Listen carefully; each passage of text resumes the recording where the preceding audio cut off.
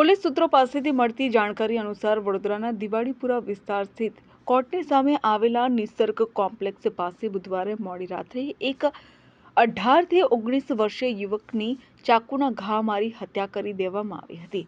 યુવકને મોતના ઘાટ ઉતારી સગીર હત્યારો ઘટનાસ્થળેથી ફરાર થઈ ગયો હતો।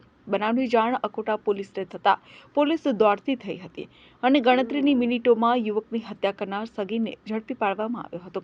યુવકની હત્યા પાછળ તેના યુવતી સાથે સંબંધ હોવાનું પોલીસ તપાસમાં સામે આવ્યું છે, જેમાં મરણ જનાર યુવકની યુવતી સાથે સંબંધ હતા અને તે સગીરને આ અંગે વારંવાર જણાવતો હતો, જેથી આવેશમાં આવી તેને ચાકુના ઘા ઝીકી હત્યા કરાઈ હોવાનું પોલીસ સૂત્રો દ્વારા પ્રાથમિક તપાસમાં જાણવા મળી રહ્યું છે।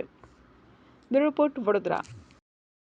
સમાચારોના સતત અપડેટ મેળવવા માટે અમારી ચેનલને સબસ્ક્રાઇબ કરો અને જોડાયેલા રહો ફેસબુક, ઇન્સ્ટાગ્રામ અને ટ્વિટર પર।